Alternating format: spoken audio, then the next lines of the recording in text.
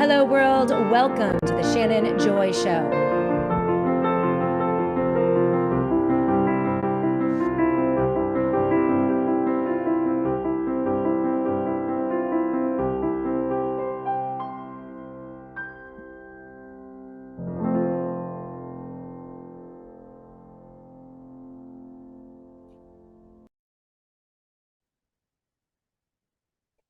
Hello, world, and welcome to the Shannon Joy Show. We're broadcasting live from the Joy Virtual Studio right here in the beautiful Finger Lakes region of New York State. It is so great to be with all of you today.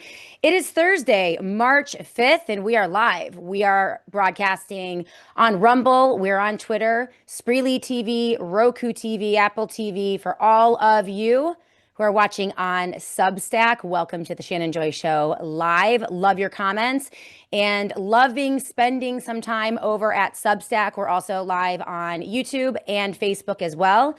The beautiful, amazing Inez Annie Cyrus is producing the SJ Show today, and she's keeping an eye on all of your comments. So if you have a question or a comment, or you just need to get something off your chest, make sure you pop it up in the comment section, and she will post that to me so that I can answer all of you. For those of you who are listening at your leisure on the SJ podcast platform, really appreciate you. You can listen anytime, any place to the audio version of the Shannon Joy Show. Just make sure that you please give us a 5-star rating and a comment. That really helps us to grow the podcast portion of the Shannon Joy Show. And of course, thumbs up, likes, retweets, posts, comments, all of those things, all that activity on all the different platforms helps to grow the organic audience here on the SJ Show. As you know, we don't get any help from the algorithm because, well, we're completely independent. We don't carry water for the left wing or the right wing. It is independent news and analysis every single day from a truth perspective. And that closes off the pipelines to some of the mainstream news outlets. This is why that organic growth is so incredibly important. And you guys are at the center of all of that. We have grown the SJ email list. I was just talking with Sean, my email guy, the other day. And in just under 2 years, we have grown the SJ email list to about 52,000 email followers. And that list is so important, guys. For those of you who have signed up, you've gone to theshannonjoy.com and signed up for the daily e-news blast. This is so you never miss a show. You see all the headlines and you get access to all of the information, the links and the sources that I use every day to underscore all of the things that we're talking about. And for those of you who have signed up, again, 52,000, which is amazing, amazing. Thank you. This is the most important way for me to be connected to all of you. Right now, the SJ Show works works out in terms of platforming on all sorts of platforms like Twitter and YouTube and Facebook and Substack and you name it. We know that in certain times when censorship is afoot, that we can be deplatformed, and the SJ Show has been deplatformed many times, from radio stations, social media platforms, the permanent suspension from Twitter during the dark days of COVID, algorithmic suppression of the SJ Show. It's all there, and you never know when these companies are going to change hands, when someone's going to come in and buy up a company, and all of a sudden the algorithm that left you alone becomes hostile. So it's very important. It's one of the reasons I've built the show this way. We platform everywhere so that it is difficult to have the rug pulled out from everyone at any given time. But I diversify. The key to all of this, though, is my website, theshannonjoy.com, theshannonjoy.com, and that email list. So if you have not signed up for the SJ email, please do so today. That's at theshannonjoy.com, and that's a way that I can keep in touch with you. All right, love it. How are you guys doing today? We have Tiffany Cianci joining us in just about a half an hour. Fingers crossed. I haven't heard from Tiffany. We confirmed earlier this week, actually it was late last week, and we're both clearly very busy. We sent her the link. Hopefully she's coming in at the bottom of the hour. If not, we have a lot to talk about, and I have a lot of clips from Tiffany that we can run as well. But we're supposed to bring her in in just about 20 minutes. Hopefully that's going to work out. But we have a lot to talk about today. You see the headline, Plunder all the way down. Trump's heist is underway, and your nest egg, your pension, your 401k, your Roth IRA may be at risk. It's in the crosshairs. What's happening in private credit is unbelievable. And I have an overview here. Ed Dowd has been raising the alarm bells, Tiffany Cianci as well, about private equity and private credit. Now, we know in the first year of the Trump presidency, through a series of executive orders and legislation, that the Trump administration took down regulations that protected retirement accounts like pensions, IRAs, and 401ks from vultures in private equity and in private credit.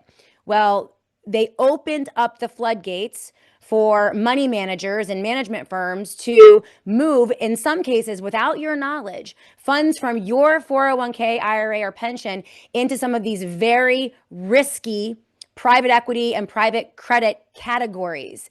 Now, as the big guys, the billionaire class is exiting private credit, and this is through a story that's come out about Blackstone, it looks as if they might be replacing that funding with your retirement. And this is why I wanted to have Tiffany on today to help explain this. We'll see if we can get her on, if she's going to make it. But if not, we do have some videos on that. And I have a piece that I want to share with you. It is time for every one of you, if you have a 401k, IRA, or pension, to get in touch with the people who are managing that 401k, IRA, or pension, and let them know that you want limitations put up. I mean, I'm not sure how much control people have, but this is getting pretty dicey. So we're going to look at that today on the SJ Show. I also have a bunch of videos for you, a couple of Tiffany Cianci and also Lindsey Graham, now cornered by reporters yesterday on Capitol Hill, admitting that this is an illegal, unconstitutional, and immoral war in Iran. He, unbelievable. He has now declared it an undeclared war. And this is just days after Trump has come out and promised the forever and ever and ever war. It used to be ending endless wars. Now we just have them forever, and there's no end in sight. And we don't even have to declare them, says Lindsey Graham to all of his people. So we're going to hit that as well. A lot to get to, but this is what Pedro Gonzalez, if you're not following Pedro Gonzalez and Jason Bassler, you guys know I give you guys a ton of great resources. In terms of foreign policy and foreign affairs, Michael Yon is one of the best out there. You can follow him on Substack. This is what Pedro Gonzalez said about the war in Iran. He said it's very important to understand that this war did not need to happen. It has already been made clear that Iran was not about to attack the U.S. Iran was not about to get its hands on WMDs.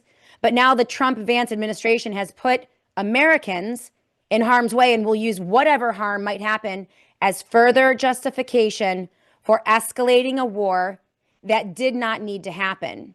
And if by chance Iran retaliates in the United States with an Islamic terror attack on U.S. civilians, you can be assured that the Trump administration will use that as an excuse to expand the techno-fascist police state and surveillance state here in the U.S. So we should just operate under the assumption that if something goes down, it's likely our own government that is the perp. And yesterday on the show, you guys, we laid that groundwork with Scott Shara, who just wrote a blockbuster book, Is the Government Legally Killing Us? And we laid down this assumption that, well, yeah, and we should also operate under the assumption that in today's world, the government does seem to be indifferent to the death and destruction of human bodies, American bodies. And I think we need to understand that. Today with Tiffany Cianci, I think we need to begin to operate under the assumption that the government is, yes, trying to steal everything. Your wealth, yes, they are plundering. And understanding that and acknowledging that, I think, is the first step to dealing with it, grappling with it, and then beginning to protect yourself. And so that is going to be the main portion of today's show. Now, Jason Bassler, another really great independent, not left, not right political analyst, had this to say, right? So a lot of chaos and disruption and violence in Iran, but we still need to keep our eye on the ball as to what is happening here in the United States of America. We just had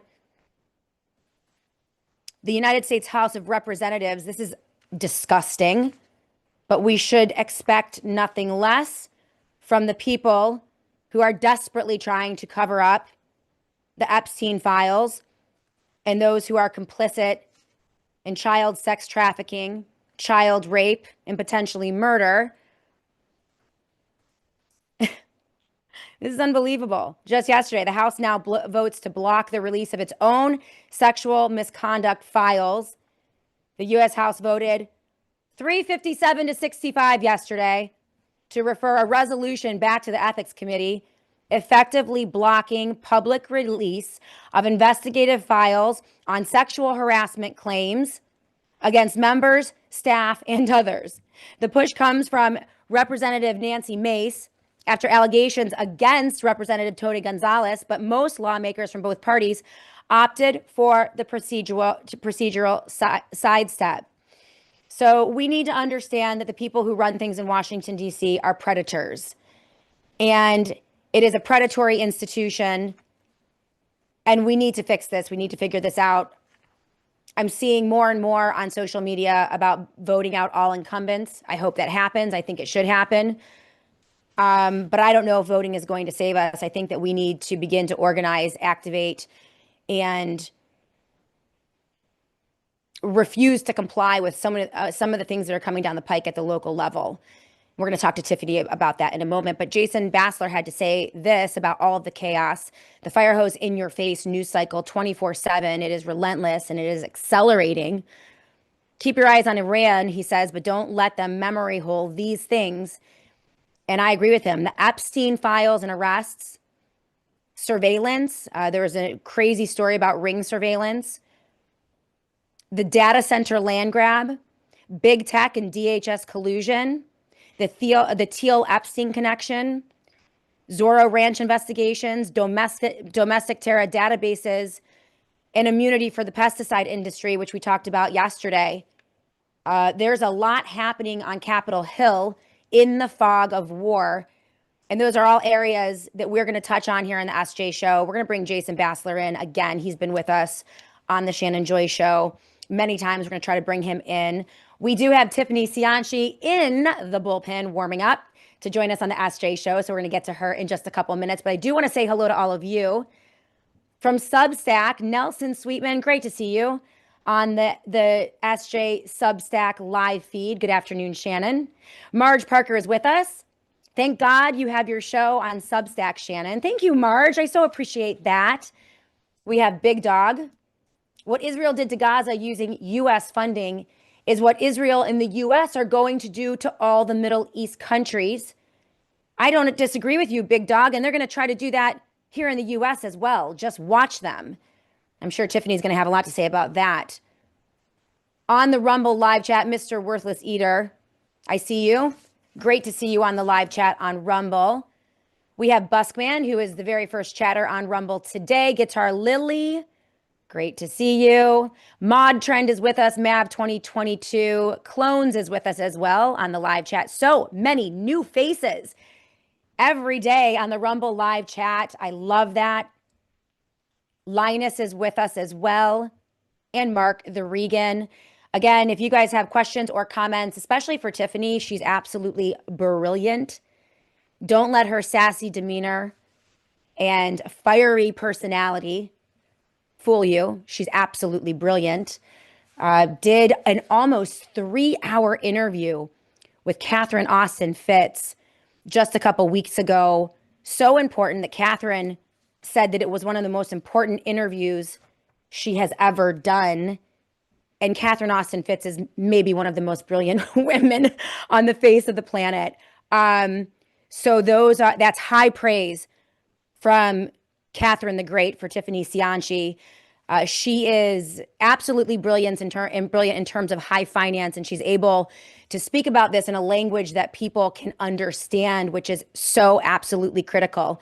And we're going to bring her in just a moment after we get back from the first break to talk about the headline on today's show, on the SJ show, Plunder all the way down. Trump's heist is underway, and your nest egg is in the crosshairs. We have a special report with Tiffany Cianci in just a moment. So make sure you keep it tuned right here. This is your retirement. This is your livelihood. This is your future, the future for your children. Donald Trump, at the State of the Union address just a little over a week ago, saying that his mission is to keep home prices inflated and high. What does that say about the American dream of home ownership? What are they doing to we, the people of the United States of America, as they distract us with wars and rumors of wars and one insane headline after another? We're going to discuss that with Tiffany Cianci in just a moment. So keep it tuned right here. We're going to go to break. When we come back, we're going to get right into it, a whole hour with Tiffany. If you have questions, if you have comments, please put them in all caps on the live chat on Substack, Twitter, and here on Rumble. And we'll see if we can't do some Q&A with Tiffany towards the end of the show, because I think that could be very helpful to all of you. So keep it tuned right here. We'll be back in a moment on the Shannon Joy Show. I want to invite you. I would love to meet you. I know that we have the website up for the Summit for Truth and Wellness. We are meeting live here in Rochester, New York on March 21st for a full day. It is the 2026 fourth annual Summit for Truth and Wellness. I will be there live along with Dr. William Makis, a leader in cancer care using ivermectin, fembendazole, mebendazole. He has treated over 8,000 patients. He just got his medical license in the state of Florida. He is revolutionizing how cancers are treated. He is curing cancers. We're going to be talking about cancer care, cancer prevention with Dr. William Makis, and we're going to be joined by Dr. Mary Talley Bowden. She's going to be coming out from the great state of Texas to be with us live in Rochester, New York, and also, of course, the amazing Sasha Latapova, among other distinguished guests. We are about halfway to sell out on this summit. So we have about 5 weeks before the summit. I want to encourage all of you, if you haven't gotten your tickets yet, go ahead and get those tickets, because I do anticipate a full sellout. We have limited seating. It's going to be a beautiful morning of presentations, and then we are going to break and have a lovely luncheon afterwards. Plenty of time to meet and greet, to meet the speakers, fellowship, collaborate. It's just going to be an absolutely beautiful event. I love hosting it. And of course, all the proceeds, everything that we earn over the expenses to put the summit together will go to Americans for Healthcare Alternatives, an amazing organization that I have been working with for many years. Their mission is to provide an alternative to the medical industrial complex with information, seminars, and they are seeking to build a brick and mortar wellness center right here in Rochester, New York. We want to help them get closer to that goal. Hey everyone, I am so proud to recommend Shift Gold to this audience as the gold standard for metals purchasing and investing. I couldn't ask for a better partner to help people understand gold and silver and use them as strategic instruments to protect their family's financial future. Peter Schiff's teaching on markets has shaped my understanding of how economies grow and why they collapse. And I've used them as a critical source for my daily broadcast for over 10 years. The Shannon Joy Show audience already knows and loves Peter because he has been such a treasured educator over the years. He is now the preeminent source for rock-solid financial analysis around the world. And this is because he understands the immutable laws of natural markets and his stalwart unwillingness to veer from absolute truths regardless of economic fads and political pressures. Bottom line, he doesn't sell out. And that means a lot to me. I trust Shift Gold and you can too. Go to shiftgold.com/joy today to get started. You'll find some of the lowest spot prices for gold and silver and critical information on protecting your retirement savings with a gold or silver IRA. That's www.shiftgold.com/joy. Hedge against the chaos with our friends over at Shift Gold. Welcome back, everyone, to the Shannon Joy Show. Without further ado, I want to welcome into the Joy Virtual Studio the Tiffany Cianci. You can follow her on the Twitter. Her handle is the Vino Mom. In her description, I like my politics like my Merlot, deep inky purple and well balanced. She's a free speech advocate. And what I love about you, Tiffany, is you'll fight for everyone's right to disagree with you, but we need that free speech. You can follow her on TikTok as well. Tiffany, welcome to the Shannon Joy Show once again. You look great. Good to see you. Thanks for having me back. I'm super excited to be here. Well, Although the circumstances are never what I wish we had. I know. We have a lot to talk about today. I mentioned to the audience in the last segment, one of the areas of brilliance when it comes to you is your ability to talk about high finance, what the big guys are doing, like the big guys, in a way that people understand for the layperson, for regular people who have a 401k or a pension or a retirement account, a young kid just out of college who wants to buy a home. I mean, that used to be something that was just within everyone's grasp here in the United States of America for our history. I mean, it's one of the founding principles of our country, ownership, property ownership, and that American dream. It's being ripped away from our people. And, you are very good at explaining all of this. And there's a lot going on right now in finance as they are moving us into what appears to be a new economic global system that involves crypto and tokenization and creating new financial institutions and instruments. And it's all very confusing and all very worrying to so many people. And I just wanted to have you on to try to take apart some of this so that people could understand what's going on. And then with understanding, then we can begin to organize and resist and push back and do things to throw wrenches into their grand plans, which is my mission always. And I know it's yours too, right? There's only so much we can do, but we can throw wrenches, right? We can. Absolutely. Why don't we start with just an overview, from your perspective, like where are we? Since I talked to you last, we now have a war. We have the Epstein files. There's just chaos everywhere. What's your, 30,000 foot vantage point overview of what is happening today? What is the true state of the union here in the U.S.? The state of the union in the U.S. has been it's like the emperor has no clothes. We're being absolutely just gaslit on a daily basis that the economy is doing great. The economy is doing great. The economy is doing great. Well, in this K-shaped economy, the economy is only doing great for the top 6%.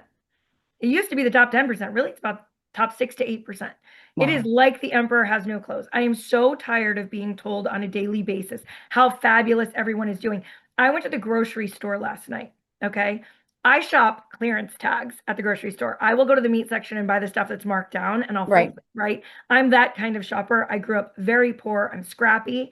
I had a cart that was 2/3 full that had very basic meals in it. It was $450.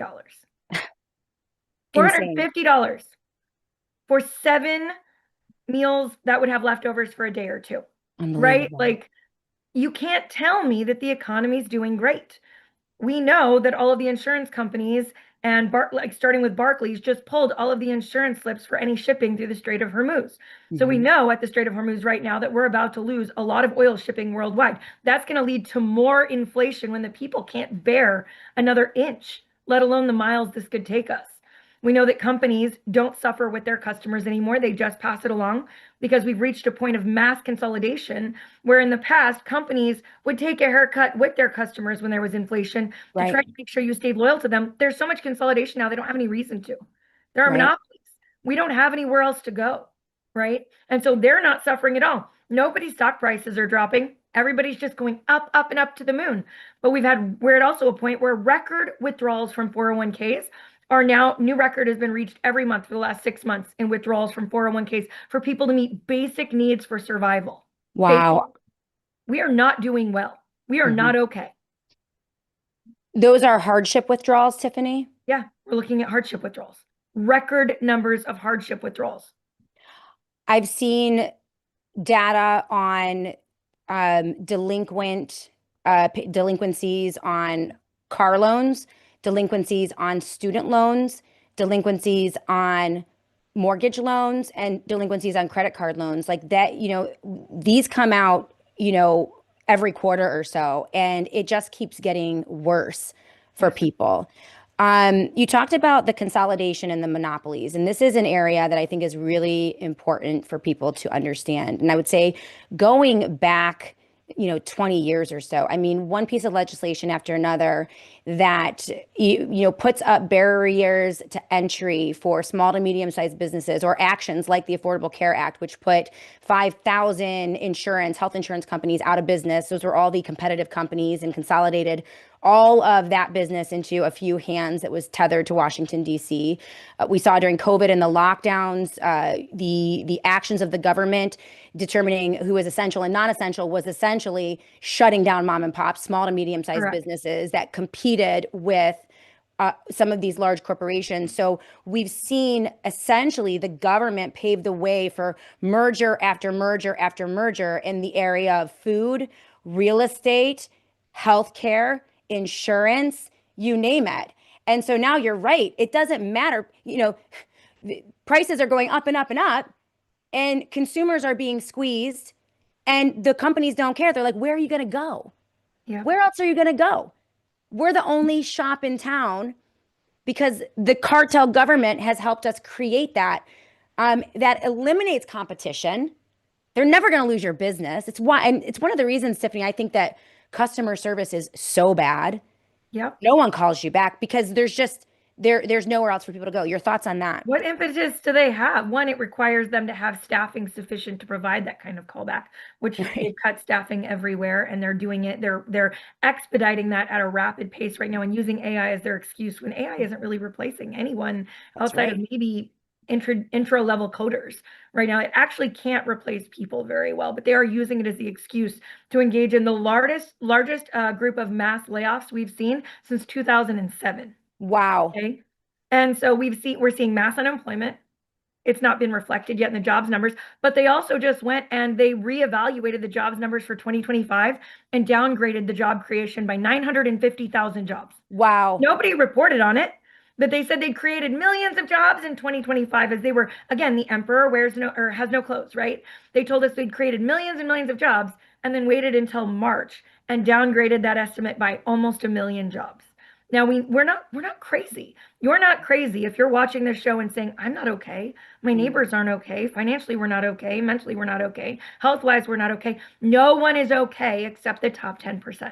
And I am sorry, but systematically, historically, whenever any civilization has reached a point of consolidation where you had 90% of the population doing poorly and 10% of the population doing well, that civilization either engaged in uprising, violence, overturn, revolution, or outright war.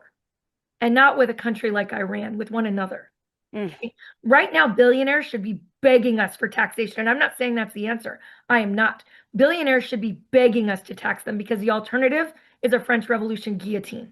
That's right. And billionaires are saying that, by the way. I took that quote directly from a bunch of billionaires that were on a podcast together saying, why aren't we begging to be taxed? Do you know what's going to happen to us? Right. Well, I think, it's extraordinary what is happening.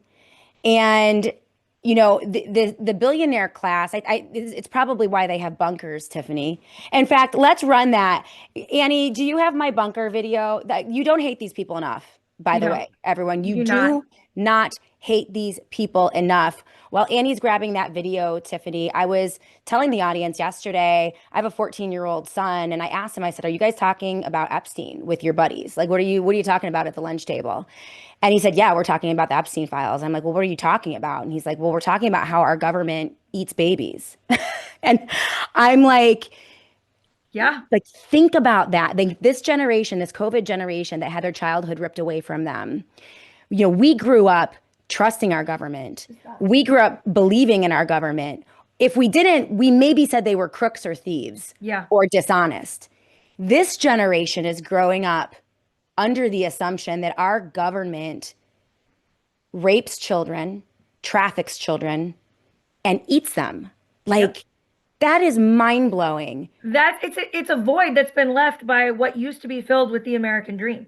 Okay, children were brought up to be patriotic, to love their country, and to believe that their future was going to be better than the future of their parents. And we had always made sure of that, really, until the boomers, right? The boomers were the last generation that didn't really care and started pulling the ladder up behind them. Gen Xers, they want it, but they're in the same group right now. They did a little better. As long as they got a house before 2020, they're okay.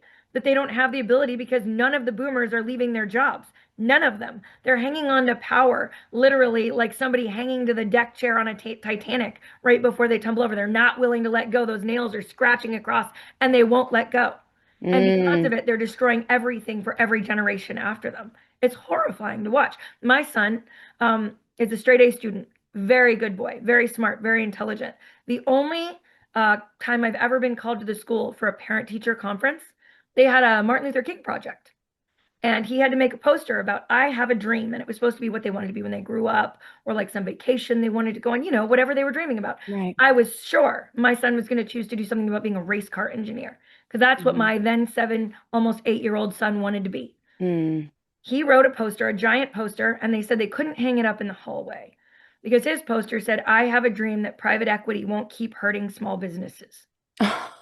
My 7-year-old son, it ripped my heart out of my chest. It's tragic. It's absolutely tragic. And to your point about the bill, I mean, the K-shaped economy essentially is no one's doing well. They gaslight us about it. They tell us we're doing well. We're not. And more wealth and power is funneled into an elite class, 10%, maybe 6 or 8%. And, conservatives and Republicans are particularly vulnerable to this messaging because we've been taught for so many years that, private businesses and capitalism and, free markets. And we tend to think anything that is pro-business or pro-billionaire or anything that is pro-billionaire is pro-business, that they're going to create jobs and this and that. And what we don't realize is that this is not a free market. This is not really capitalism. Nope. There's no competition. This is the government kind of appropriating corporatism and corporatism appropriating government. It is this unholy alliance between the corporate class and the government class, and they scratch each other's backs. At this point, I don't even know if that's what it is. It feels more like a big puppet show that is entirely controlled by the corporate class. I'm not even going to say that I believe at this point that a single person in Washington is capable of helping us. I think that Massey and Roe are muscling it through. And I'm going to be honest, at this point, I'd like to see them run together in 28. That's where I'm at. Genuinely. Aside from like this scrappy group of the No Pax Caucus, which is only 10 members of Congress strong, by the way, the No Pax Caucus is single-handedly dragging minor pieces of change along for us to prove it can be done. But we are watching the biggest puppet show in human history, and it is all being guided by a system of elites that absolutely control our elected officials through money. I don't disagree. Annie, let's pull up that bunker video as we set up the rest of our conversation. Really, you don't hate them enough, but this was just pushed out on social media and it's pretty much a jaw dropper. Let's roll the tape and I'll get Tiffany's thoughts when we come back. Zuckerberg, Tate brothers, Kardashians. How many does Bill Gates have? He's got 11. He's got 11 bunkers. You'll see how tall my bunker is. Now, normally you would think a bomb shelter is about this tall, about 7 feet tall, but look how tall mine are. This is my fat boy. Oh, wow. Gee, it's like an apartment. It's bigger than a New York apartment. We can put 2 of these together, 3 of these. Tate brothers got 6 of these put together. 6? Yeah, and as he says, he's going to have stripper poles. Hopefully the Tate brothers locked themselves in there and they can't find the key. And if you're curious what it costs, it's only $400,000. So if the Tate brothers bought 6 of these, that's nearly $3 million. Well, 3.9. Yeah. I hope you got a deposit. Wealthy people are not cutting any corners. Okay, imagine this. You're building a house and you have a secret passage. It opens up and it reveals a staircase or a hatch that leads down to a private bunker. So making houses with secret passages through secret walls, with secret bunkers, is just a very in thing. When I started making the bunkers in 2011, people put the odds of seeing a civil war or a World War III in their lifetime at about 1%. Right now, it's over 50%. Tiffany Cianci, your thoughts on the elites, the upper echelon. Bill Gates has 11. The Tate brothers have 4, complete with stripper poles in their bunkers. Your thoughts? I mean, you have to wonder what it is about this class of individuals that have all of the power and authority to stop the need for bunkers and instead just choose to hunker down and decide to be the last of the human race. And they're going to ride it all the way until it's burning in rubble and there's nothing left. They have all of the power in the world to make it stop and stop us going in that direction. And instead they're doubling down and building bunkers. We have to starve them. We have to starve them. We have to starve the billionaire class. We have to. And it's going to require an immense amount of sacrifice and an immense amount of willingness for us to work together and start trusting people that we have been conditioned to turn away from, to start reaching out our hands, working across aisles that don't really exist, that are absolutely artificial. And we need to start turning our attention in the same direction instead of at one another. I agree. And I think that, from my perspective, there's really nothing in Washington, D.C. that can be done. I'm boycotting the 2020 elections.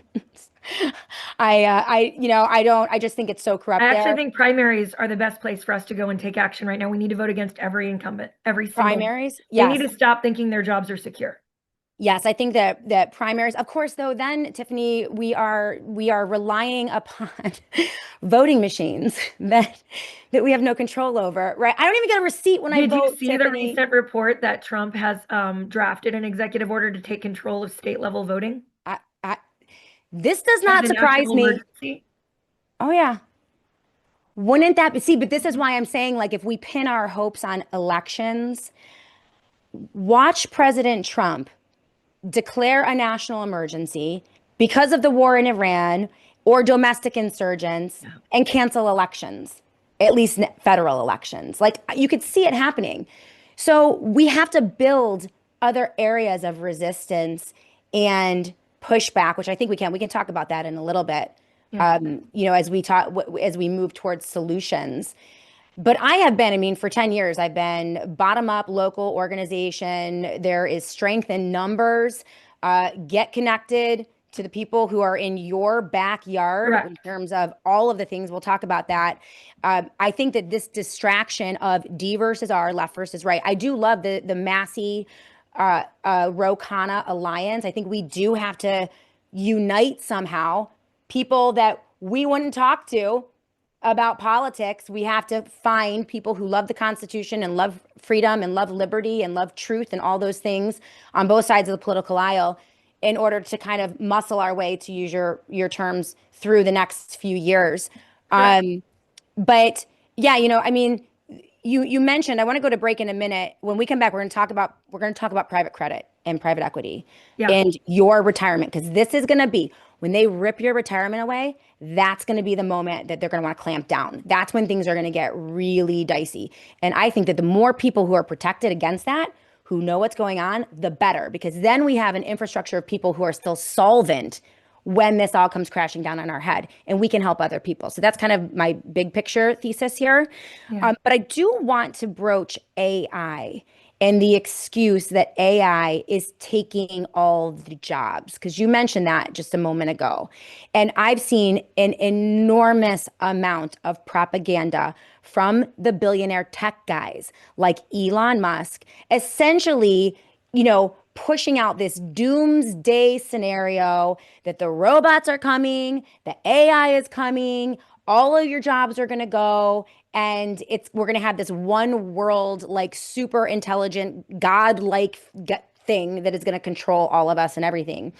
I think that they're way overhyping this, and that there's an AI bubble. They don't want you to know it, and that's why they're pushing this so heavily. They also need to they need to distract people away from the real cause of the job losses, which is mismanagement of our economy and the theft and the plunder by the billionaire class. But, what are your thoughts on AI, the AI bubble, the tech bubble, and it being used as an excuse for the job losses?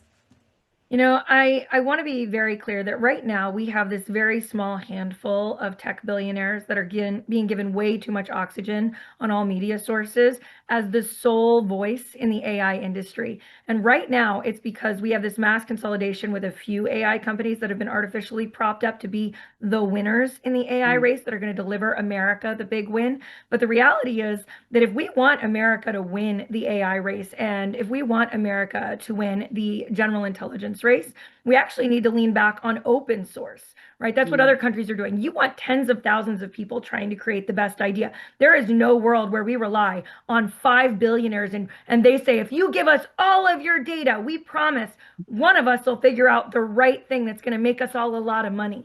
And we're going to get rid of, 60% of the jobs. Or as Sam Altman put it, it's probably going to be the end of the world, but some cool companies are going to be created. A lot of money is going to be made. It's going to be interesting, which is horrifying. But what's happened is we've put all of these focuses on these very few billionaires that are just creating terror porn, right? That's what they're doing. And people keep listening, not because they want to listen to them, but because they need to feel like they have some sense of control with all of this doom that's being shouted at them. There are other voices. I work regularly with a man named Dr. Travis Oliphant.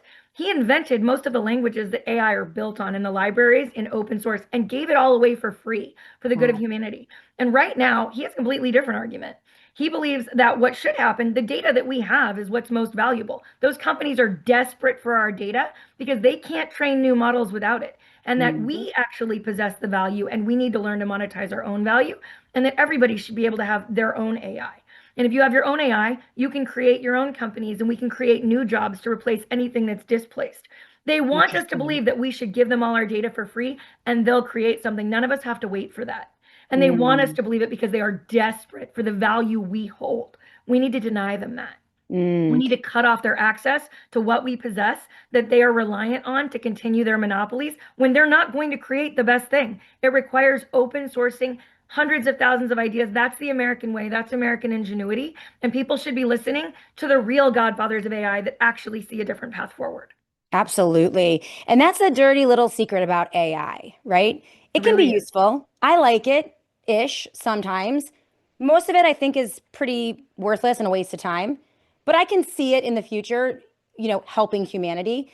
But it doesn't replace humanity. In fact, AI needs human brilliance, human human access in order to create anything. And you see this with this piece about Meta, the creepers and the pervs at Mark Zuckerberg's Meta.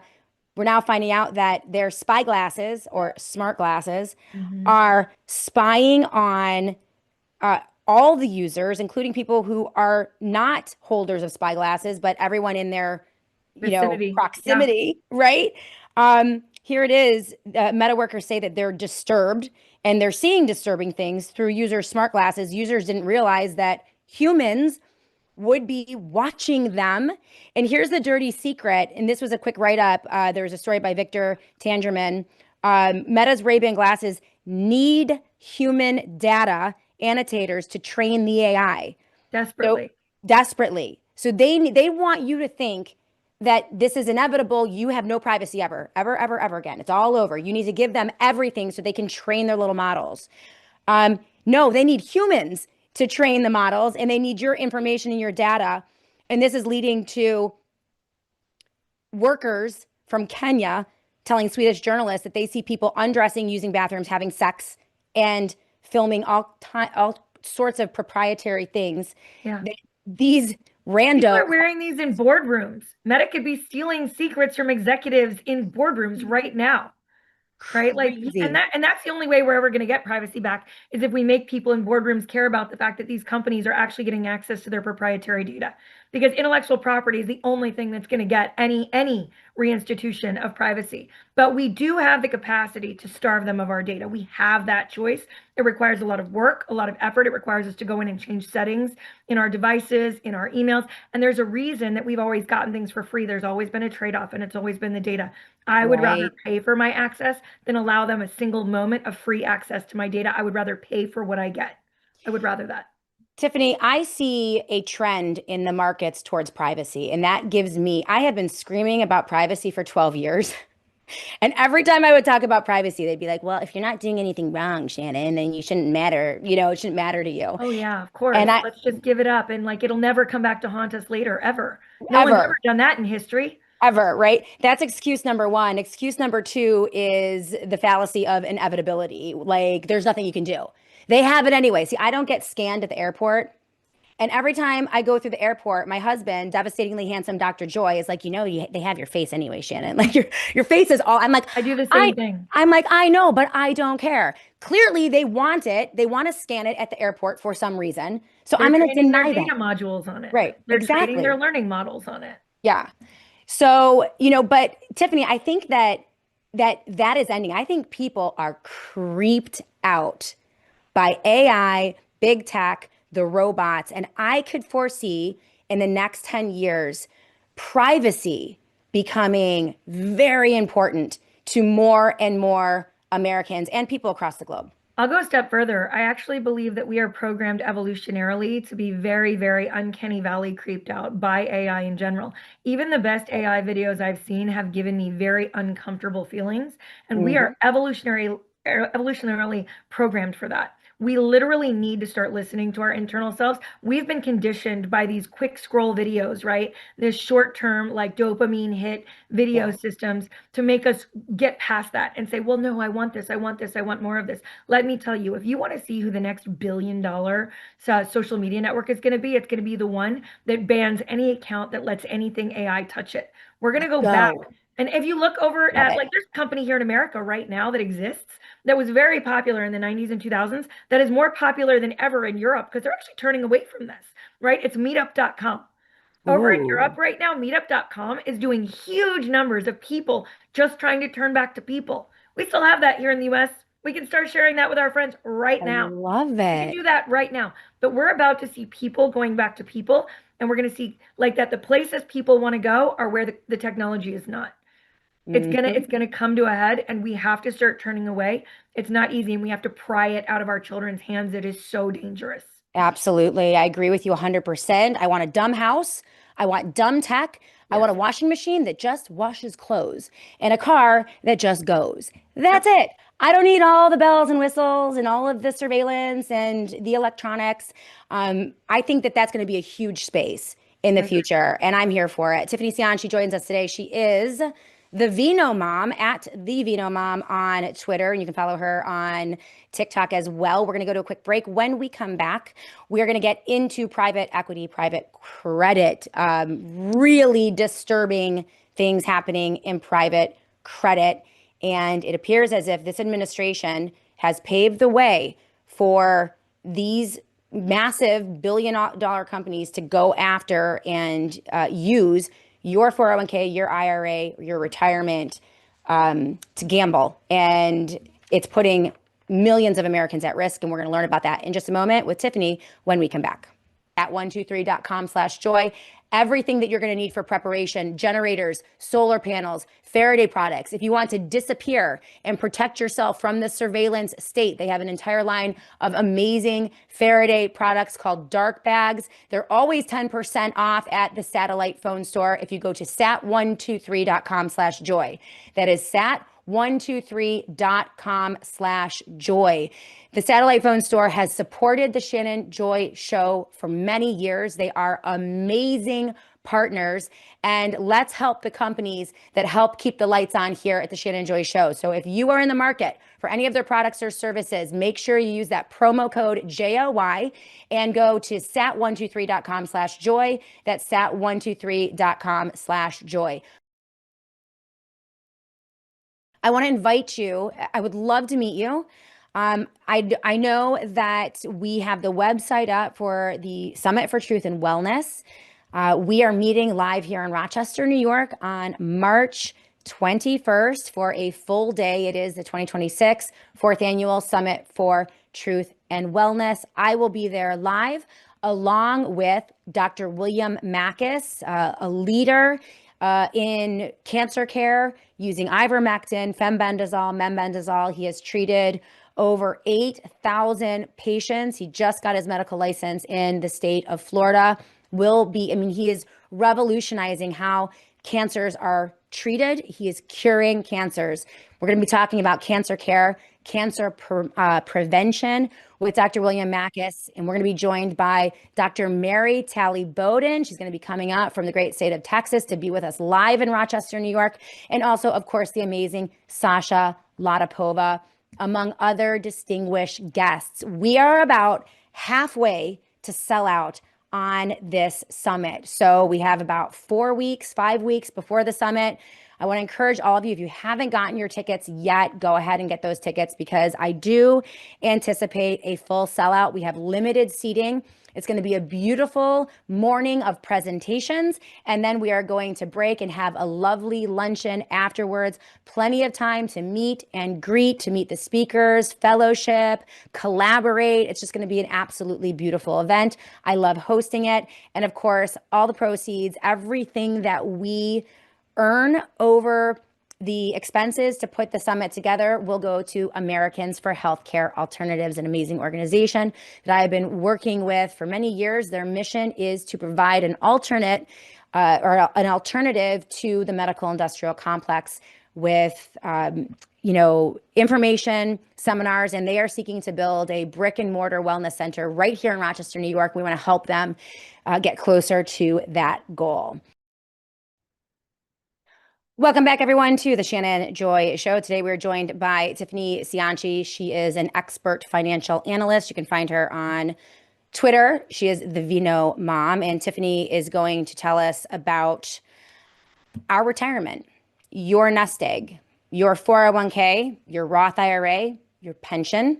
You've been saving your entire life and putting a little bit away every month so that you can retire in relative comfort. And that's all at risk now, Tiffany, because Donald Trump and his administration has accelerated the consolidation of private equity and private credit, and they have opened up the door for a lot of shenanigans to happen within those markets, which are putting people's retirement at risk. And it's a complex topic. I probably mangled it there a little bit, but there's no better person than you to explain to every American how they are at risk right now because of the actions of this president and what they are going to move us into. So why don't I just hand it over to you to give a full explanation so people could understand? So that's a very, very large bundle to unpack. I think I'll start with a little bit of history, and that is that every single president since Carter has loosened restrictions on private equity to the detriment of the American people. Every single president, going back to Carter, has given them a little more grace and given the American people a little less. Every single president has made it so that more and more could be gobbled up by private equity and more consolidation could happen. But the two largest expansions, actually the largest one happened under Clinton. It's easy to say, oh, it was Clinton's fault. Well, he did it with 98% support from a bipartisan Congress. Of course. Okay? And so he created the greatest expansion of access for the private markets with the greatest reduction in oversight. And then we saw more or a similar expansion under Obama, again, with almost 98% support from a bipartisan Congress. Okay. Now, Trump in his first term was actually the very first president to increase restrictions on private equity since Carter. He didn't do much. All he did was say that they had to hold their investments for at least 3 years to benefit from the tax loopholes that had been created by the other presidents. Prior to that, it had been reduced so that there was no holding period. And it made them hold for just a little bit longer. And I thought that meant that we had some hope that he was serious about draining the swamp when he came into this term, promising to close the carried interest loophole. Now, the carried interest loophole is a loophole that allows private equity to pay 70% less in taxes than regular earners on the money that they make, right? They make, and it can be anywhere, it depends on where they are, but it can be anywhere from 40 to 70% less, okay, than a regular earner. If I make money, they pay 70% less than I do on the same amount of income. Wow. All right, through the carried interest loophole. He came into this term promising to close it. It had almost been closed under Biden. It came down to one single vote. They had the numbers, and Kristen Sinema took millions of dollars from private equity firms. They promised to make Arizona the seat of private equity for the United States. It gave her a ton of money and she voted against it and it failed. So Trump came into office this time saying, we're going to close that loophole. We're going to drain the swamp. Right. And so I was hopeful because he had tightened restrictions in his first term. What he did was he started speaking about it pretty regularly at last year's first big speeches, State of the Union, etc. And he ended up raising a ton of money on that threat and then very quickly abandoned it. He didn't talk about it. It's not like he did anything. It just went away. And as an alternative, he delivered for private equity firms and their lobby groups something that they've been seeking for almost a decade. Because for the last decade, private equity firms have seen that they were creating a death spiral of ever increasing debt loads on the companies they were acquiring through their leverage buyouts. They recognized that at a certain point, the jig would be up and they needed access to everyday non-institutional investors, retail investors like us, to try and bail them out. So they started lobbying almost a decade ago for access to 401ks. Now, throughout all of history, the only thing that really stopped 401ks from investing in private equity is that if your funds were mismanaged, you could sue your fund manager for entering into something that was extremely high risk. And all private equity is extremely high risk because you can't audit or evaluate the investment. So all of it is extremely high risk.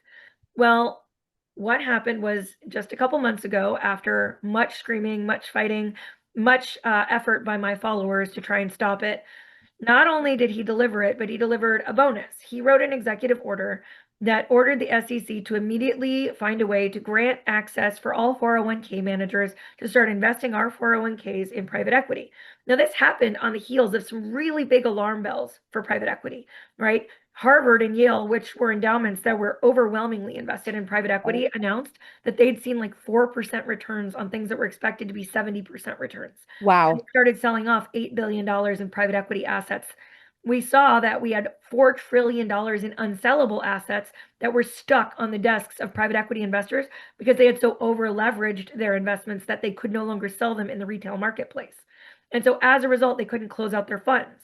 At the same time, we learned that over the last 3 months of 2025, because of all of those assets they couldn't sell, they couldn't close out funds they were legally obligated to close out to return money to their investors.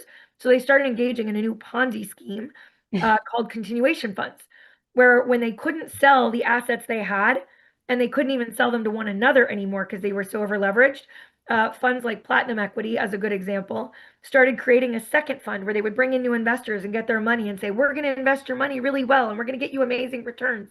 And they would sell their own assets to themselves with new investor money to pay out the old investors. Oh my gosh. At artificial valuations. And right now, the Saudi Sovereign Wealth Fund is actually suing Platinum Equity in New Jersey over this Ponzi scheme because they were giving fake valuations to the investors and they were giving different numbers based on how worried they were you wouldn't give them your money. Oh my gosh. Okay, so all of this is going on in the background. We know that $100 million was transferred through these continuation funds in just the last 3 months, 2025. And then Trump delivers them the Trump card they needed, which was he issued an executive order that granted them access to our 401ks. Now this is, and they called it democratizing investment. Yeah. We're no longer just keeping private equity for the billionaires. Now you get a chance. You can join us. We're letting you into the cool kids club. This is not democratizing investment. This is socializing the downside effects. They're socializing the risk so that we bear the actual aftermath like we always do. Okay. And in that executive order, he also wrote in a legal carrot that made it so it's almost impossible for you to sue your fund manager if they improperly invest your funds with private equity. Immunity. They have a conflict of interest. Wow. So granting immunity, they've done this for vaccine corporations. They're doing it for glyphosate and chemical corporations now. They're weaving that into legislation.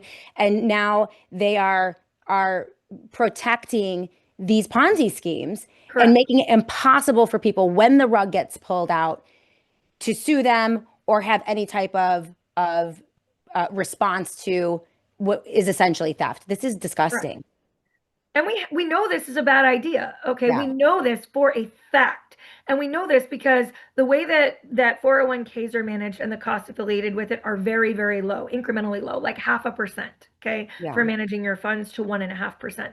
We know that the fee model for private equity is why they never lose. They have something called a 2 and 20 model, which means they get 2%, they get to charge 2% of everything that's invested all the time and 20% of your gains.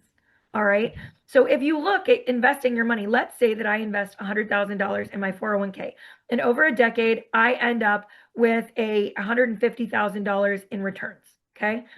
For my 401k standard investment, I'm going to pay $6,700 on average as my fees for that whole decade to get out $150,000 in upside. If I do that through private equity, I owe $67,000. Wow. You have to invest millions of dollars to ever see a benefit. And that's if you got 150% return, which is laughable, right? 40% would be amazing. That was an extreme example. If it were lower, you're talking about more and more of that percentage of your upside getting gobbled up by private equity, which is why you have to invest millions of dollars with private equity to ever see a benefit as good as your standard 401k investment without the entire upside getting gobbled up and you actually paying more out in fees than you made. Right. This is them just gobbling up your money through management fees. Right. And you don't need to do that. We don't have to do that. 401ks are successful the way that they are. Right. And we already have control.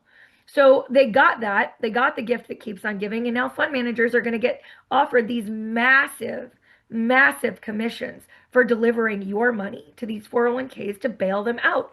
They have $12 trillion in assets they can now invest to bail out the $4 trillion that private equity can't move. They need your money. Wow. Just like big AI needs your data, right? Every time it's these big mega corporations that need you to survive. And we keep thinking the government is coming to save us. We have to save ourselves. No one is coming to help us. Absolutely. And recently the news about Blackstone, private credit, what we're seeing right now is that they are continuing to bleed.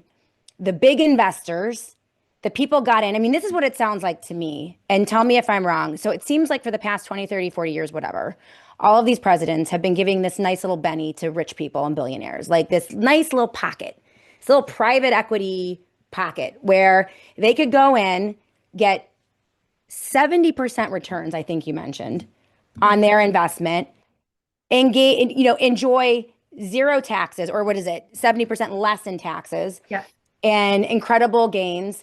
And it was only for rich people, people in the know, people who are connected. And so that was also artificial. They were strip mining American excellence and ingenuity to do it. They weren't making anything but money by taking out money that would have benefited the community later. Right. Explain that, though, because the private equity is the apparatus. But then what they did was they used that to go in to buy up mom and pops, franchise operations, businesses. They'd go in and say they're going to invest, right? But they didn't invest so that those businesses, those small, I mean, we're talking about an attack on small to medium-sized businesses and the free market, where they go in, they make all of these promises. They have this great infrastructure that no one else has access to, where this pot of money, and they use that to literally strip mine these businesses, put them out of business. Can you just explain that to people, how that works? Because that was phase one. I have an analogy that I really like to use for this. Okay. Private equity operates through a leveraged buyout system that gives them access to credit markets, and nobody can see what's happening inside. No one in the government, none of the banks, nobody. It's a black box. I've been advocating, and this is where the private credit markets come in later. For a long time, I've believed that these private equity firms were using the same collateral to collateralize multiple lines of credit. And what happens is they go in and they buy a company, but they don't actually use almost any of their own money, usually like 1% to 2%. Okay. They invest other people's money, mostly pensioners. All right. And then they borrow. So they'll take like the first 10% might be pension in their money. They have 1%, 9% of pensioners. The next 90% comes from a bank. And the bank is going to dump all of that debt onto the company they have bought. This is the equivalent of me going out to buy a car. Now, this car is a used car. It's a used car that was really great. Carfax report was clean. Everything was perfect. It was operating well. It was a fair price, and it was doing good work for the people that owned it. Right. I'm going to go in like private equity, and I'm going to decide that I'm going to buy that car, and I'm going to make the car responsible to pay back the debt. I no longer bear any liability, and I can take on excessive debt. Yeah. Let's say that I've decided I'm going to pay double the price because it's a friend of mine, and I'm going to make the car pay back that money. Well, the car now has to figure out how to go out and make that money. So let's say that the car is going to go out and start taxiing or Ubering or lifting, and that's how it's going to pay back its money. While the car is doing that, I'm going to sign myself up as the car's Uber manager, and they're going to owe me 15% of everything they make as their manager through our new contract arrangement. I'm also going to get them an accountant that's a buddy of mine inside my facility, and they're going to pay them 11%, right? Then I'm going to say that's not enough. I really need some cash quick. So I'm going to go and I'm going to look, and the car owned a garage, free and clear. Right. I'm going to go sell that garage to my buddy for a discount, and I'm going to lease it back to the car at an inflated rate so it has a new bill every month. Let's say the car had a stockpile of gas and oil and backup parts like air filters. I'm going to sell those to a liquidator, and I'm going to dividend that money back to myself. Wow. And now the car has no fallback plan if something goes wrong, no spare tires, nothing. It can't survive an economic downturn. Then, while the car is still finding a way, it's finding a way because it was an excellent car built on American ingenuity, and it was built on American excellence. And so it's still finding a way somehow with all of these roadblocks and all of this new debt. I'm going to go to a bank and go, look how well it's performing. I'm going to expand this apparatus. I'm going to get it new routes, and I'm going to have it work 24 hours a day. I want to borrow more money for the expansion, and the bank's going to loan it more money. And I'm not going to use that money to pay down the debt. No, I'm going to dividend that back to myself as a bonus. And at a certain point, the car is going to run out of gas, and it's going to also have a flat tire. And because of all of this new debt, it can't pay those bills, and the car is going to go bankrupt. And the taxpayers are going to have to pick up that bill, and the pensioners are not going to get made whole. But those investment managers that were managing under 2 and 20 and dividending back themselves all of their money in the first 3 months, they're going to be fine. And the bankers are going to be fine too, because as soon as they loaned that money, they bundled it into a CLO, a collateralized loan obligation. You'll remember those from 2008. And they sold that off to pensioners and 401ks too as a diversified asset. So they're not going to bear any risk either. And then they're going to loan it to that guy again after this next bankruptcy and the one after that, because it's all happening in a black box. And those original people that bought it bore no responsibility whatsoever. They're not at risk. Unbelievable. And this is really what has happened to small and medium-sized businesses across the United States of America for the past 20, 30 years. And they've destroyed so many of them that there are really no more to destroy. And so the returns that they were getting are dwindling. And so now, but they need more money. And some of them are demanding their money back. I mean, this is where we are now. So now private credit or private equity is not delivering the returns they used to deliver because they've strip mined everything. And they've over-leveraged it with debt, which is what's really important. And they've over-leveraged it with debt. So the billionaire class is saying, we want our money back. We're nervous about this economy because of the war, because of Donald Trump, because of all the things happening. We're moving into cash. We're moving into gold. We're moving into silver. And they're pulling their money out. That's the story that we're seeing with Blackstone, right? And Blackstone is paying the money. Somehow they're finding the money. Not somehow. Do you want to know how Blackstone paid the money? Because they did this a year and a half ago with their Bright Fund. That was their first retail investor fund, and they had to halt withdrawals abruptly, and they had to go and they had to buy, they had to take on more dividendable debt for some of their other companies to pay out because they ran out of money to pay out the Bright Fund. Well, that now we're seeing that they've had so many drawdowns from their new retail investors that they have just sent their executives to borrow $150 million because they can't make anyone whole. Wow. Blackstone. They can't do it. And so they are literally sending out their executives to find $150 million they can borrow because they've had so many people trying to withdraw under this risk. And I actually think that what's happening right now, and I'm hoping I'm right, but they'll find a way to patch it, I'm sure, is that Trump was too late. That he was supposed to deliver this so that they could get this cash infusion in time to save them from all of this. And to be clear, so everybody understands, this cash infusion is our 401k. It's opening up the floodgates for your 401k. So your IRA, your pension. So you saved up $300,000. You don't even know, because no one would voluntarily send their money into something risky and horrifying like this. Correct. But your fund manager is being maybe wined and dined or sold or whatever. and they're moving big blocks of money, or they were supposed to move big blocks of money into these private credit markets to make them solvent. And then they would crash them on your head and be worth nothing. And that was the scheme. But you're saying you think they might have been too late? I think they were a little bit too late. And what's happened is, unfortunately, they had to apply a lot of pressure. And so they teamed up with crypto to get it done. But I think what's happened is that the sell-off by Harvard and Yale came just a little bit too soon. And we're seeing right now in real time a bunch of pensions that are getting the downside effects of their private equity investments from a decade ago. A really good example is the Oregon State Teachers Union. The Oregon State Teachers Union did an over investment in private equity. Instead of into index funds and money markets where they were supposed to put the money. They had one guy that got brought in and got wined and dined, and he overinvested with private equity. And what happened was the teachers union ended up seeing 4% returns on what would have been 46% returns in the market. And as a result, the pension is insolvent, and they've had to let go of or not rehire 14,000 teachers in the state of Oregon to shore up the private equity mess. We're seeing the same thing in Girl Scouts, by the way, who just a decade ago basically bankrupted their pension and private equity, and now they've sold off like 70% of the campgrounds in the United States, and that's why they've hiked the prices of Girl Scout cookies to the moon, and girls are getting less than they've ever gotten per box, while they're hawking them online right now and saying, this is our digital pivot. This is our digital pivot because girls need to live in a digital world. No, you sold all the campgrounds, so this is the only thing you can do. Oh, my word. Yeah, can you eat digital cookies? I don't think so. I don't think so. No, that's insane. That's insane. We saw headlines from California as well. There was some shenaniganizing with their teacher's pension, or the pension fund. Go ahead. CalPERS has been one of the biggest recipients of over-leveraged private equity investment, and they actually finally just voted out one of their people that was really like pushing that narrative, and now they're drawing down their private equity investments. But that's the problem. Private equity saw their institutional investors were all getting out, and they need the money to come from somewhere to keep the scheme going. And they were counting on it being us.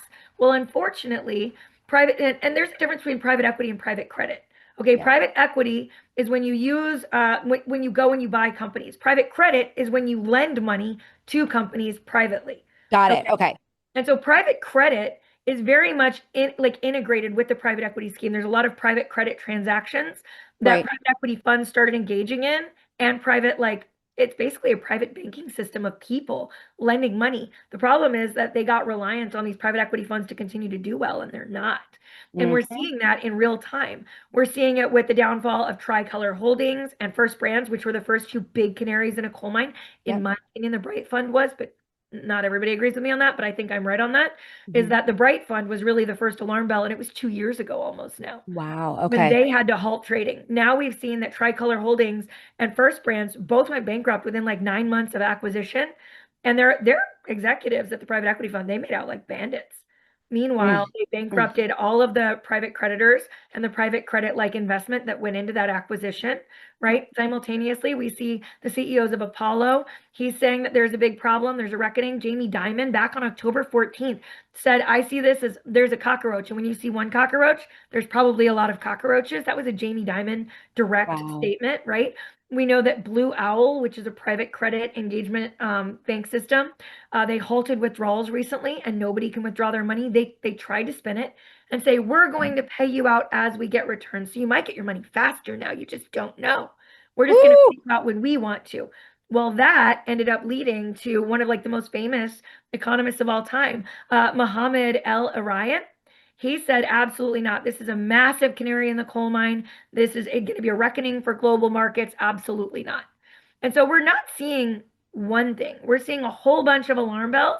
And it came right when they were trying to convince all of us to let our 401ks go to bail out this problem. And they needed it to be just a few months earlier, I think. And thank God it wasn't. Thank God. Wow. Okay, so everyone watching right now is saying to themselves, I don't want my pension to go into these types of things. I don't want my 401k or my Roth IRA. So let's spend some time on where you think Americans should go, or what the conversation that they should have with each other. I should be talking to my husband who is in the New York State Teachers Pensions Let me give you an Program, actionable item right now. Yeah, let's If go you for have it. a 401k, every single person watching this show should contact everyone they know. And if they have a 401k, they should do this too.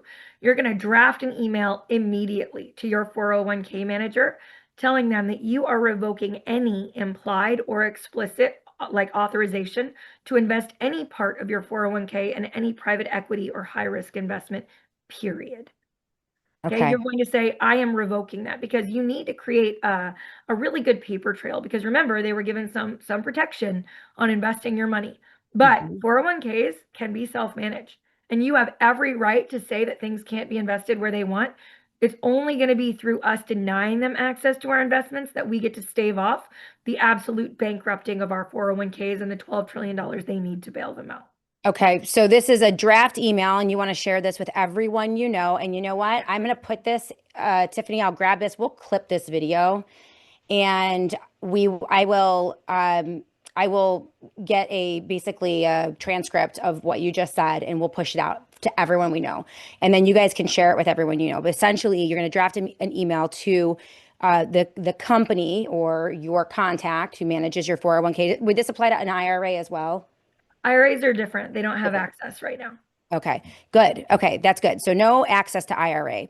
But if you have a 401k, you're going to draft an email immediately, and you're going to share it with everyone you know that this is, they have absolutely zero authorization, not implied or explicit authorization, to invest any of your funds into risky private equity, private credit markets, or any high risk investments right now. Or any high risk investments right now. And we'll get a transcript of that and push it out so that you guys can copy paste it. I would also encourage, for anybody that has a pension, whether you're a pensioner now or you have a pension coming down the road, you guys need to get really active in your pension board elections. Okay. You need to start asking every single person running for that board where they fall on private equity, because you don't have control of your pensions. Those are governed by the boards that get elected. You need to start getting really loud with the people that want your votes and the oversight of your pension. And you need to know exactly where they fall on private equity investment and private credit investment. Okay, so for those of you who have pensions, let's reiterate that. Thank you so much, Tiffany. You do not have direct access. You can't pick stocks or bonds or private equity or anything for your pension. This is managed by a board. And so you need to know the names of the people on the board. You need to be in contact with the people on the board. Maybe you need to run for the board yourself. Yes. Get involved. Like, these are all, this is when, we talk about, bottom up activity and organization. This is where we have so much power as American citizens. Much of our attention is drawn to Washington, D.C. and the dumpster fire that is Washington, D.C.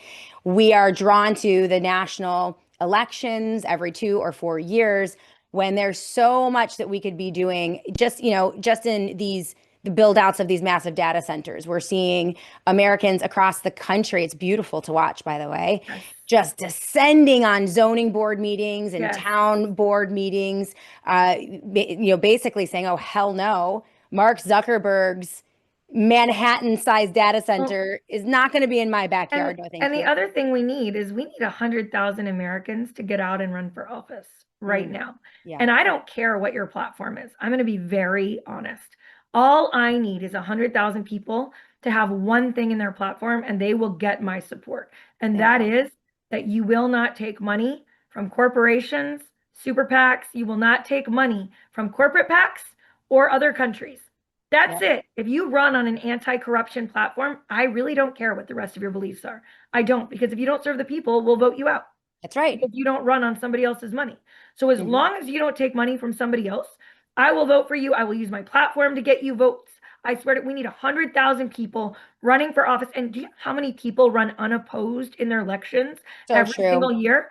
We have surprise upsets because the same guy has been elected and they thought it was a safe seat for 25 years straight. Go run for something. Get out there. We can do this. I love that. And I think the anti-incumbent message is going to be very, very attractive to more and more Americans. The baby boomers, who are very sticky when it came to their political parties, right? Because they're in cults, they're phasing out. And we are now moving into Gen Xers, millennials, Gen Z. And I can say as a Gen Xer, we are much less sticky when it comes to these parties. I would be perfectly fine What voting party? for, yeah, exactly. We've had the same foreign and fiscal policy for 30 years, no matter who we've elected, only in service of billionaires and our allies. What party? Absolutely. Do you know what the fastest growing party in New York State is, Tiffany? I would hope the independents, but I don't think it's a party.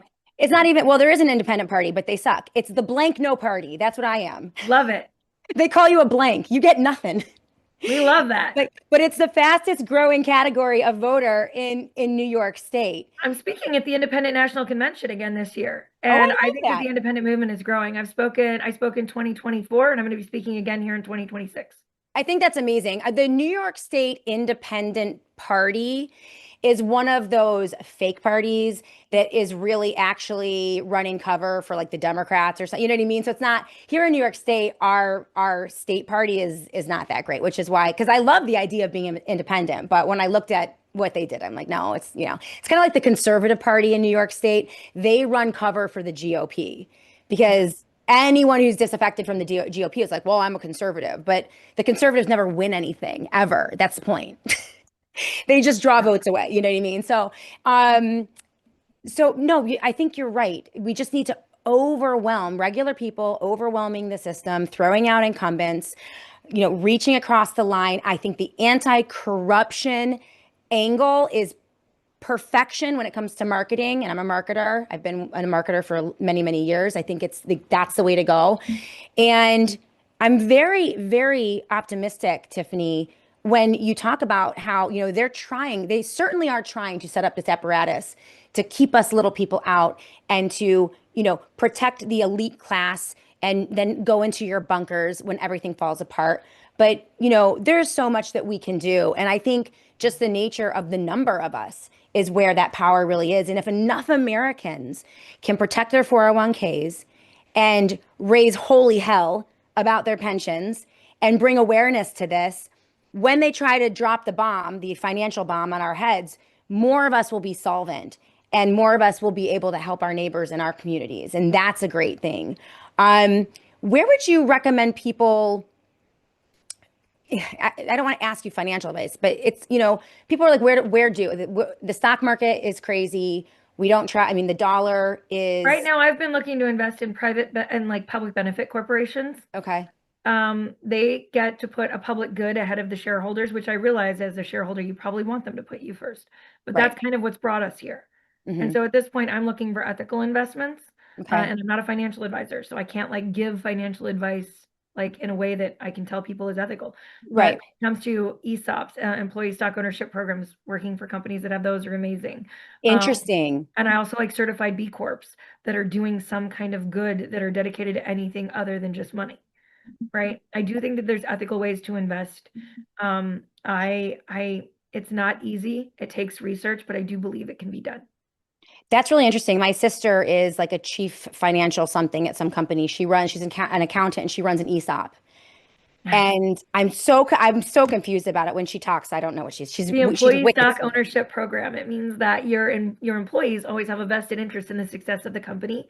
They have ownership in the success, and so they're more likely to be loyal and dedicated to that success because their retirement is linked to it too. Not just in the pension, but in the long-term success and the stock holdings. That's pretty cool. Okay, yeah. We have to have another show and just go into and we didn't get to housing, so we have more to talk about. We do have more to talk about. And the housing thing is breaking my heart. I know. It's breaking my heart because I can't afford my own house. How are my children going to afford their houses if we keep on this trajectory? And Donald Trump saying his mission is to keep housing prices high so that boomers feel rich. The private equity firms own all of it. They need it up there. Of course, that's the goal. An artificially inflated market is perfect for them. They need it to collateralize some more bad debt. Unbelievable. Tiffany Cianci, how can people support you, follow you, get all of your work, let people know where they can go to make sure they never miss any of your analysis? Because again, you are one of the best in the world. Thank you. They And I can visit me on TikTok at Tiffany Cianci, Tiffany Cianci over on YouTube, and I'm a Vino Mom on Instagram and X, TiffanyCianci.com. And as always, you can just kind of follow me everywhere I go. Okay, well, that's great. And I will have you back in. You know, I don't want to ask too often, but I do. There really is so much that we can learn from you. And I always have a little roster of some of my faves, like people who come in on a regular basis. So in, 4 or 5 weeks, I'd love to have you in again. And then we'll talk about housing and all the things. But in the meantime, keep up the great work and thank you for everything you're doing. Appreciate it. Thank you. All right. She is Tiffany Cianci, crash course in private credit, private equity, and how to protect your retirement, your 401k, and your pension. Those are the two areas at risk today. We're going to make sure to clip part of this video. I'll push it out as a short, and we'll make sure that we get the transcript for you so that you can share this with everyone that you know, along with the link to the show, so that your friends and family can begin to understand private equity, private credit, and how these can impact your retirement and your savings.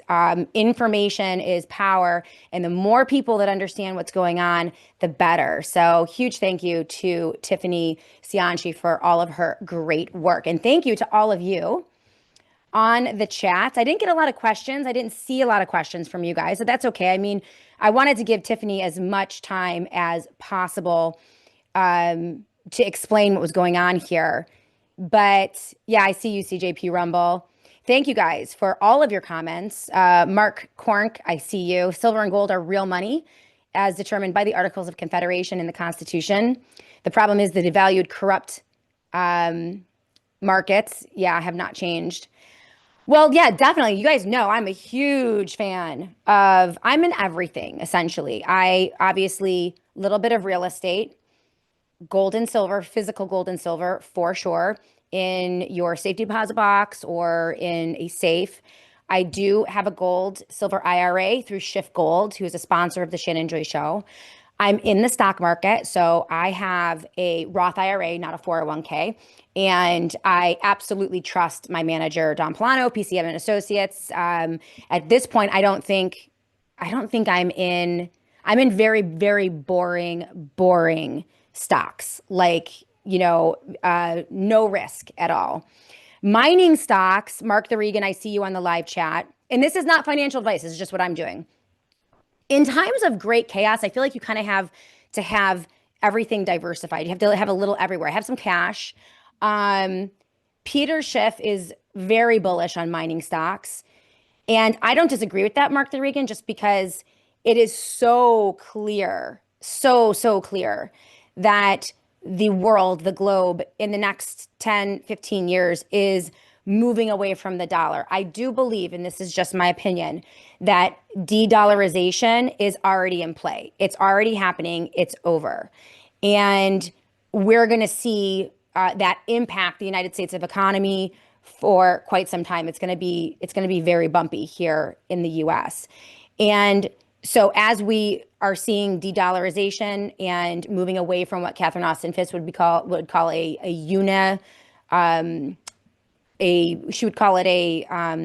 what is the word that she uses? Oh, a unipolar world order, meaning that the US is like the one big dog and everything revolves around the dollar, into a multipolar financial situation where we're going to have potentially a lot of competing currencies, and that market is going to open up, which I think is a good thing. That it's pretty clear to me, gold has been made a tier 1 asset. We're seeing sovereign nations moving into gold, massive financial situation, or massive financial institutions moving in to gold and metals. And so I think that's definitely going to be a player. It's not going to be the only thing. There's still going to be markets. There's still going to be a stock market. There will still be crypto. Right now, I'm not in any crypto or anything digital. I know a lot of people who are very smart that are quite comfortable with crypto and digital. I am not, because I just think it's too surveillable, too traceable, and you could, just erase it overnight. It's just, I don't know. I just don't like it.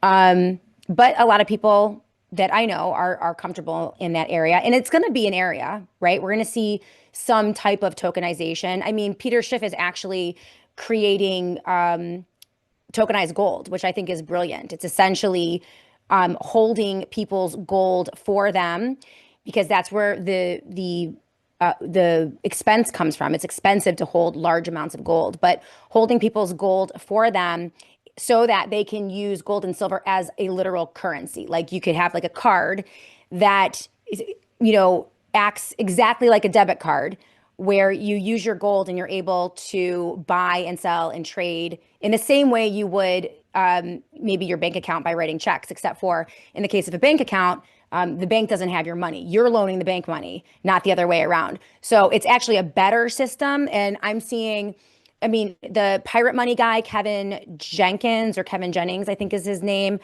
There's stuff happening in Texas. There's stuff happening in Florida, multiple states about gold and silver as legal currencies. Some of them are creating state sovereign banks. Florida has already done that. So this is all moving. And it's exciting, right? Because we do need something that is stabilized and not corrupt. So we're going to be keeping an eye on all of this. But yes, I am certainly interested in the gold mining stocks, because that means that, this is long term. And so we're going to see a lot of efforts to extract that gold. So yeah, very interesting. All right, Chronozone 777, CJP Rumble, Mod Trend. Thank you guys so much for being with us on the live chat. Those of you who have watched on Substack, appreciate you. On Twitter, you guys are amazing. Thank you so much for being with us today. Tomorrow, I am going to do a show. It's going to be early. Okay, so we are going to do an SJ documentary showing tomorrow, but I'm going to start it early because I've got a lot of stuff going on. And as you guys know, flying out to the Netherlands, Amsterdam, to cover the COVID shot damages case. It is a civil case against Albert Bourla, Bill Gates, and Dutch officials. I'm going to be heading out there with Sasha Latapova, among about 30 other international reporters are going to head out to Amsterdam, and we're going to be reporting. So I'm going to be doing walk and talks and some type of program on Monday and Tuesday. It's just not going to be what I normally do or at the normal time, because I'm going to be in Amsterdam time. So make sure you guys sign up right now, theshannonjoy.com, theshannonjoy.com, for my e-blast, because you'll be notified when I go live. And this is especially important on Rumble. Follow me on Rumble so that you get notified through Rumble as well when I'm live. Tomorrow it's going to be 9-ish. I don't know. Just keep an eye out and look for that email. I'll push it out. But I'm thinking around 9-ish to do the Rumble premium broadcast tomorrow. So we will see you tomorrow. Have a great day, the rest of the day. And make sure that you get those summit tickets as well. TheShannonJoy.com, TheShannonJoy.com. All right. Thank you so much for being with us today. We'll be back again tomorrow to do it all again on The Shannon Joy Show.